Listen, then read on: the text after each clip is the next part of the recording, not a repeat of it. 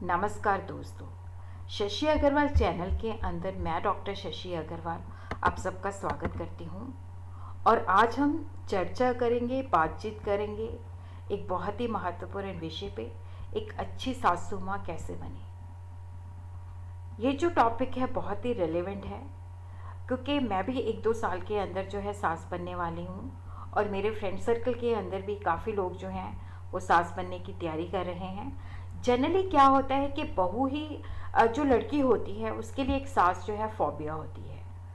अब हमारे रिश्ते के अंदर ही क्या था कि जैसे कोई रिलेटिव की बेटी थी तो वो कहती है कि मेरी शादी ऐसे घर में कीजिएगा जहाँ पे मेरी सास की जो तस्वीर है वो दीवार पे टंगी हो, मेरी सासू माँ ना हो। तो उनके पिताजी ने बड़ी समझदारी के साथ कहा कि राजे तेरे भाई की भी शादी करनी है, अगर तेरी भाभी ने भी ऐसा सोचा तो क्या होगा। तो यहाँ पे एक जो सासू माँ है उसके लिए भी क्या है बहुत ज़रूरी बन जाता है कि वो अपनी बहू के साथ तालमेल बिठाए, वो देखे कि मैं एक अच्छी सास किस तरह से बन सकती हूँ।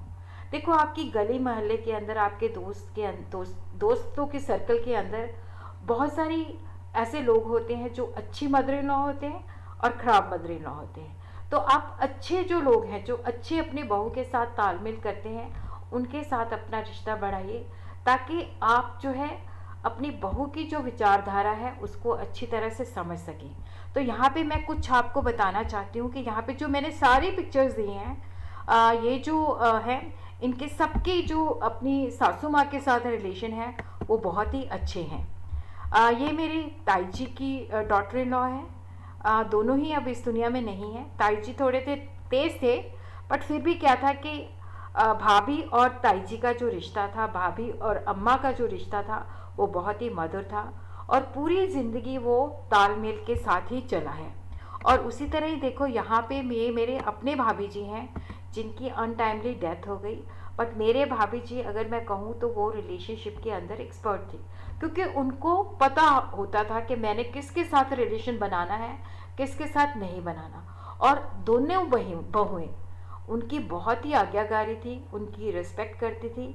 इवन जब वो इतने ज़्यादा बीमार थे तब भी उन्होंने बहुत ज़्यादा सेवा की।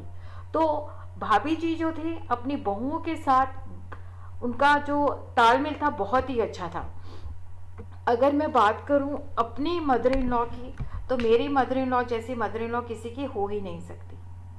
सब लोगों को लगता है कि ऐसी भी सासू माँ होती है, क्योंकि मेरे पास बहुत अच्छी सासू माँ है जो बिल्कुल माँ जैसा ही प्यार करती है। अगर देखो क्या है कि जैसे मेरी शादी से पहले मेरी थ्रू आउट जो लाइफ है हॉस्टल के अंदर ही रही है, तो मेरी मदर नहीं है, तो मेरे को खाना बनाना नहीं आता था। तो उन्होंने इस बात को समझते हुए कभी मेरे पे प्रेशर नहीं किया। आज भी जब उनको लगता है मेरे घर आते हैं तो वो जो है जब मैं कॉलेज से आती हूँ तो मेरे लिए चाय बना देते हैं, और कई बार मेरा मन नहीं करता खाना बनाने का तो खाना भी बना देते हैं। तो उसी तरह ही देखो, जब एक सासू माँ जो है उसके लिए ये जानना बहुत ज़रूरी है कि मुझे अपनी बहू के साथ तालमेल कैसे बनाना है। सास और बहू का रिश्ता खट्टा मीठा रिश्ता, बहुत नाजुक रिश्ता है। इसको सहेज के रखना पड़ेगा, इसके अंदर चॉकलेट की लड्डू जैसी मधुरता को लाना पड़ेगा। देखो, यहाँ पे जो सास है, कई बार क्या होता है कि जैसे सास की ये सोचना होता है कि जब मैं बहू थी तब मैं बहुत अच्छी बहू थी, अब मैं सास हूँ तो बहुत अच्छी सास हूँ, लेकिन मेरी बहू ऐसी नहीं है। इस तरह के जुमले जो है आपकी सास हमेशा, किसी न किसी की सास हमेशा बोलती रहती है। तो यहाँ पे क्या है कि देखो, यहाँ पे आपको अपनी बहू को जो है तालमेल बिठाने के लिए बहू की जो नेचर है उसको समझना पड़ेगा।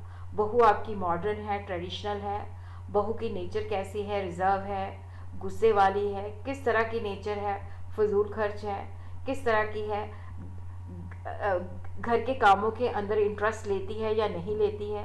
तो ये सारी चीज़ें जो है आपको देखनी पड़ेगी। ज़्यादातर सास और बहू के बीच में जो झगड़ा होता है वो इस बात को लेके होता है कि जैसे सास सोचती है कि अब तो बहू आ गई, अब मुझे काम करने की क्या ज़रूरत है, और बहू सोचती है क्या मैं नौकरानी हूँ। तो देखो, यहाँ पे क्या है कि मिलजुल के काम करो। अगर सासू माँ जो है बीमार है, वो काम नहीं कर सकती, तो डेफिनेटली वो अपनी बहू को ऑफर करे कि मैं सब्जी काट सकती हूँ, कपड़ों की तय लगा सकती हूँ, जो वो काम बैठे बैठे कर सकती है। अब ये सीधा मत सोचो कि अब तो मैं बूढ़ी हो गई हूँ, अब तो बहू आ गई तो मैं काम क्यों करूँ। देखो, बहू भी जो है नौकरानी नहीं है। अगर आपको लगता है कि काम बहुत ज़्यादा है, आप नहीं करवा पाओगे, तो उसके लिए सर्वेंट का इंतज़ाम कर दीजिए, ताकि, क्योंकि ज़्यादातर जो झगड़े होते हैं वो इसी बात पे होते हैं कि सास जो है काम नहीं करना चाहती, बहू भी काम नहीं करना चाहती, तो दोनों में खटपट रहती है।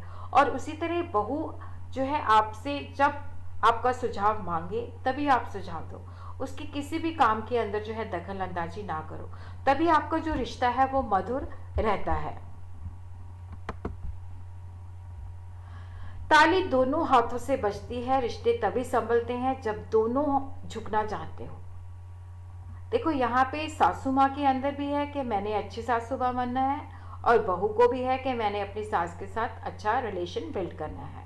देखो, यहाँ पे आपको देखना पड़ेगा कि पलड़ा जो है दोनों को जो है कोशिश करनी पड़ेगी। अगर आपकी बहू जो है वर्किंग है, तो डेफिनेटली आप उसके लिए मेड का, उसके काम के अंदर जो है काफ़ी सारी हेल्प कीजिए।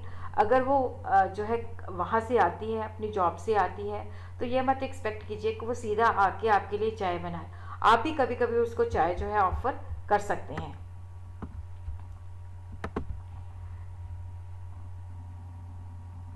शादी से पहले अक्सर माएँ सोचती हैं मेरा बच्चा मेरा राज दुलारा, और वो आंखों का तारा होता है। लेकिन शादी के बाद सिचुएशन बदल जाती है। मेरा भोला भाला बच्चा बहू ने अपने वश में कर लिया, मेरा बच्चा तो ऐसा ना था, बहू ने आते ही उसको सिखा पढ़ा दिया। अब देखिए क्या है कि एक जो सासू माँ है, उसने अपने बच्चे को, क्योंकि हम जब अपने बच्चे के जो भी काम करते हैं तो अपने बच्चे की खुशी के लिए करते हैं, तो बच्चे के साथ हम अपना इतना ऑब्सेशन हो जाता है कि हम किसी तीसरे बंदे को जो है एंटर करने नहीं देते। तो यहाँ पे क्या है कि देखो, जो बहू है, आपका बेटा जो है उससे प्यार करता है, वो उसकी लाइफ में आई है। अगर आप जो है दखल अंदाजी करेंगी तो डेफिनेटली उनकी लाइफ के अंदर बिटरनेस आ जाएगी। तो यहाँ पे क्या है कि उनको एक स्पेस दीजिए, उनको एक जो है बेसिकली, ताकि वो एक दूसरे को समझ सके। ये नहीं है कि आप कोई कॉम्पिटिटर नहीं है, आपका बेटा आपका ही बेटा है, वो आपकी बहू का पति है। इस बात को समझिए, क्योंकि बहू जो है एक नया सदस्य है आपके घर के अंदर। और नेचुरली कभी ये मत जुमला मारिए कि पहले जब आता था, तो पहले जब शादी नहीं थी तो मेरे पास आता था, मेरी गोद में सिर रख के सो जाता था। अरे देखिए, बहू आई है तो अब वो बहू के पास ही जाएगा, क्योंकि बहू जो है न्यू मेंबर है, और वो सिर्फ उसका जो विश्वास है अपने हस्बैंड के ऊपर है। धीरे धीरे जो है फैमिली मेंबर के साथ भी क्या है कि उसकी कोऑर्डिनेशन बनेगी। अपने बेटे को कभी भी मोहरा मत बनाइए। आपकी बहू के साथ खटपट हुई है तो उसको सुलझाइए, बहू के साथ बातचीत करके सुलझाइए। अपने बेटे को उसकी, ये नहीं है कि बहुत सारी चुगलियाँ कर दी और बहू ने आपके बेटे के पास चुगलियाँ कर दी। अब दोनों में कंपटीशन है कि बेटा जो है माँ खींच रही है और बहू खींच रही है, तो आपका बेटा परेशान हो जाएगा। तो उसको कभी भी मोहरा मत बनाइए। अपनी जो प्रॉब्लम है बहू के साथ, उसके साथ बैठ के सुलझाइए, कोशिश कीजिए। क्योंकि कई बार ऐसा भी सासू माँ की प्रॉब्लम होती है कि सासू माँ जो है वो चाहती है कि मेरी कोई बेटी नहीं है, मैं इसको बेटी बना के रखूं, पर बहू आपकी बेटी बनना चाहती है कि नहीं चाहती, ये भी तो जानना बहुत ज़रूरी है। बहू की नेचर क्या है, बहू के दोस्त बनिए, उसके हमराज बनिए, बच्चों को अपनी ज़िंदगी का आनंद मानने दीजिए। अगर बच्चे कहीं घूमने जाना चाहते हैं, बाहर खाना खाने जाना चाहते हैं, तो उनको जाने दीजिए अकेले। उनके साथ कबाब में हड्डी मत बनिए, ताकि उनको भी प्राइवेसी मिले। और उसी तरह क्या है कि कोशिश कीजिए अपने बहू के साथ एक अच्छा दोस्ताना जो है संबंध बनाइए। और इसी के साथ ही क्या है कि मुझे आज्ञा दीजिए। धन्यवाद।